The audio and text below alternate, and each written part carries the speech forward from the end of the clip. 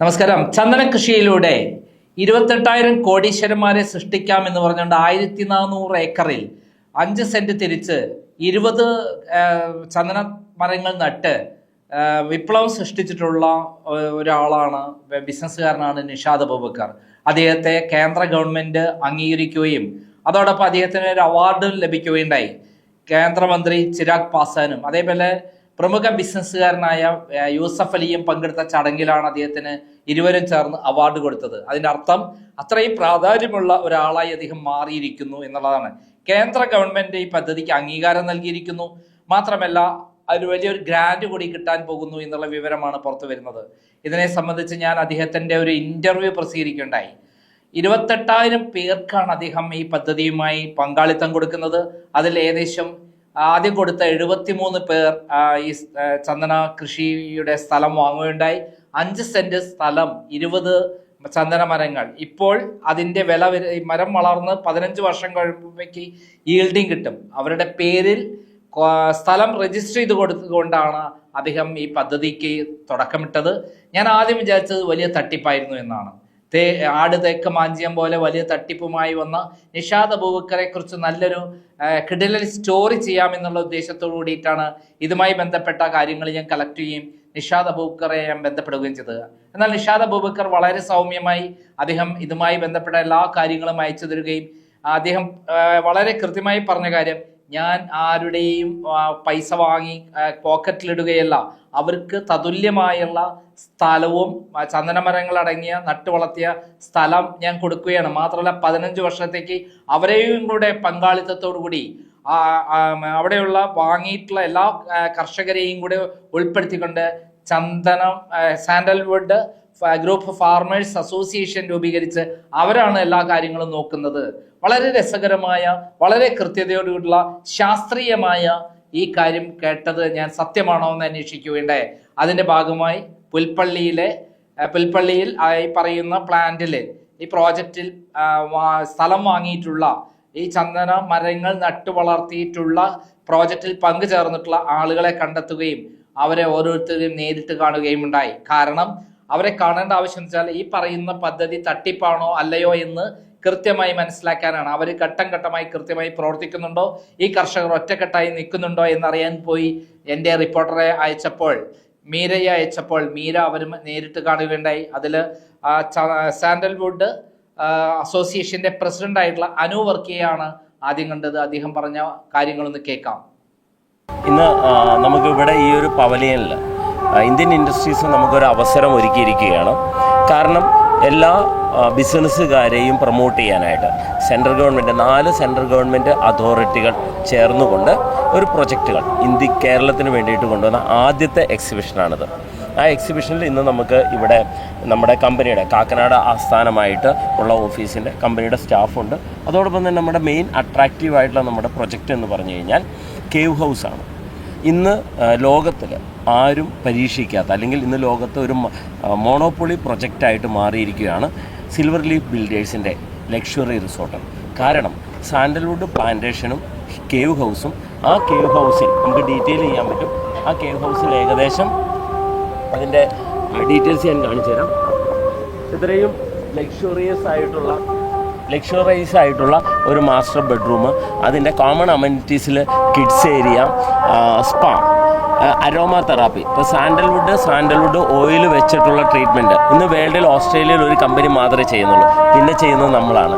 പിന്നെ underground party hall, pool area, tree house, camp fire, morning vibes, ഇങ്ങനെ ഇത്രയും വലിയ അമ്യൂണിറ്റീസിനോട് കൂടി 90 കോട്ടേജുകളോട് കൂടിയാണ് പുൽപ്പള്ളി വാടാനക്കവൽ എന്ന സ്ഥലത്ത്, പുൽപ്പള്ളി ടൗണിൽ നിന്ന് വെറും 2.5 കിലോമീറ്റർ മാത്രം ദൂരമുള്ള സ്ഥലത്ത് ഈ ഒരു പ്രൊജക്റ്റ് 90 കേവ് ഹൗസുകൾ വരുന്ന 60 കോടി രൂപയുടെ ഇൻവെസ്റ്റ്മെൻറ്റുള്ള വലിയ പ്രൊജക്റ്റ് വരുന്നത്.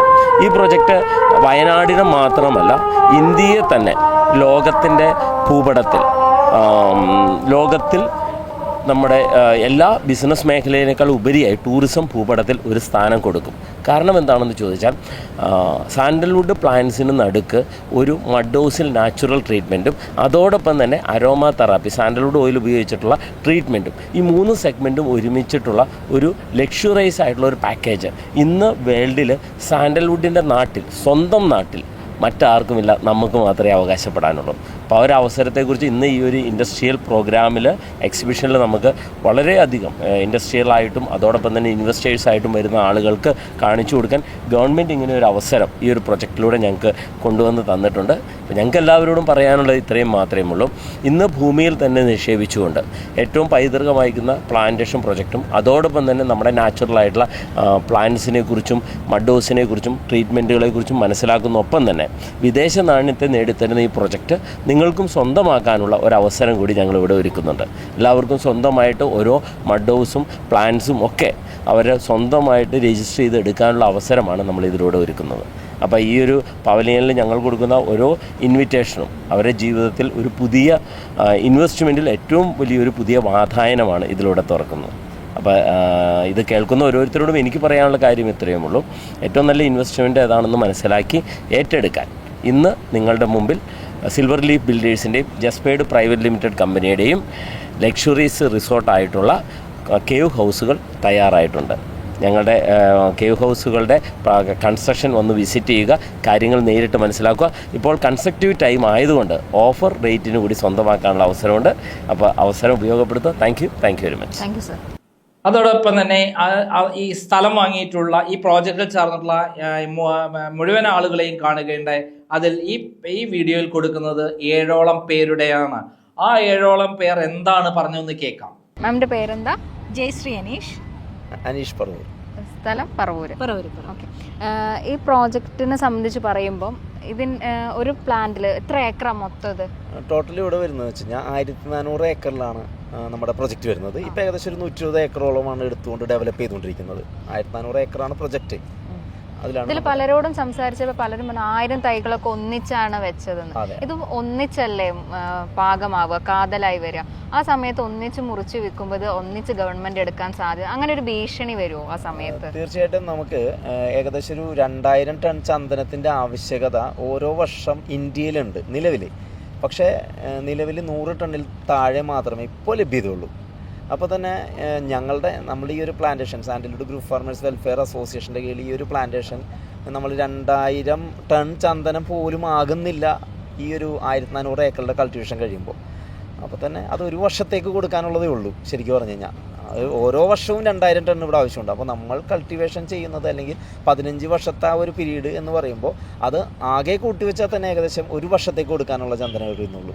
അപ്പോൾ ഇതുപോലെ ഒരുപാട് പ്ലാന്റേഷനുകൾ ചെയ്യാനുള്ള അവസരം ഇനിയുണ്ട്. പിന്നെ അതോടൊപ്പം തന്നെ വേൾഡ് മാർക്കറ്റിൽ 6000 ടൺ ചന്ദനത്തിൻ്റെ ആവശ്യകത നിലവിൽ ഇപ്പോഴുണ്ട്.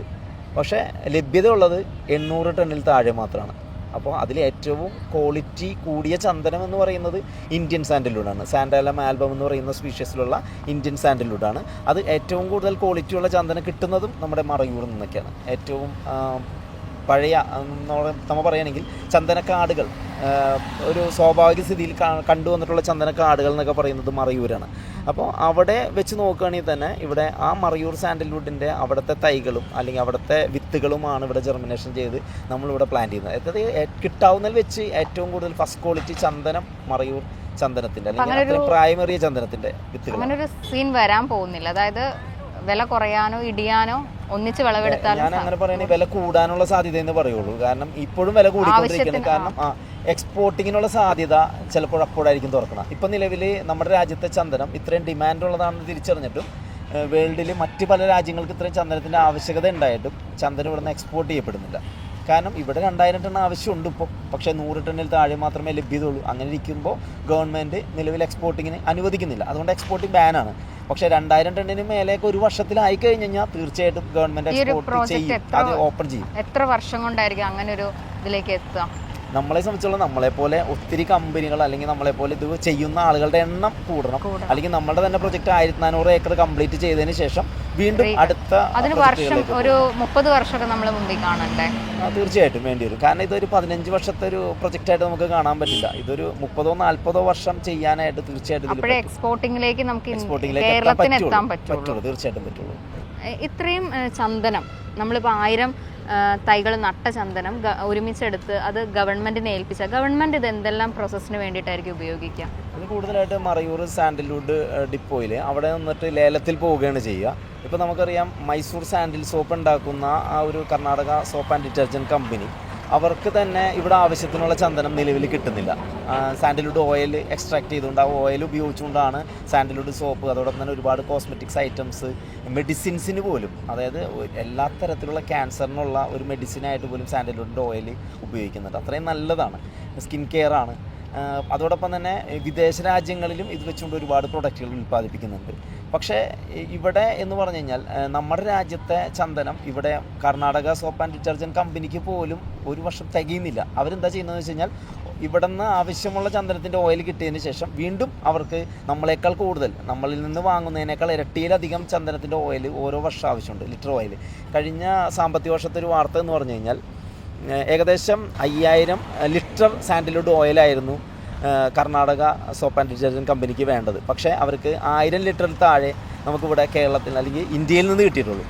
ബാക്കി 4000 ലിറ്റർ വാങ്ങിയത് അവർ ഓസ്ട്രേലിയയിൽ നിന്നാണ്. ഓസ്ട്രേലിയയിലെ ചന്ദനം എന്ന് പറഞ്ഞാൽ അത് ഇന്ത്യൻ സാൻഡൽവുഡാണ്. അതായത് ഇന്ത്യയിൽ നിന്ന് വിത്തുകൾ ശേഖരിച്ചുകൊണ്ട് പോയി ഓസ്ട്രേലിയയിൽ കൃഷി ചെയ്ത് അവരൊരു 15 വർഷത്തെ കൾട്ടിവേഷൻ പീരീഡിൽ കൃഷി ചെയ്ത് അതിൻ്റെ ഓയിൽ എടുത്തതിന് ശേഷം അത് ഇന്ത്യയിലേക്ക് തിരിച്ച് ഇങ്ങോട്ട് അയക്കുന്ന ഒരവസ്ഥയിലേക്കാണ് പോയിക്കൊണ്ടിരിക്കുന്നത്. അതായത് നമ്മളുടെ രാജ്യത്തെ സമ്പത്ത് യഥാർത്ഥ രീതിയിൽ നമ്മൾ കൃഷി ചെയ്യാതെ അത് മറ്റു പല രാജ്യങ്ങളിൽ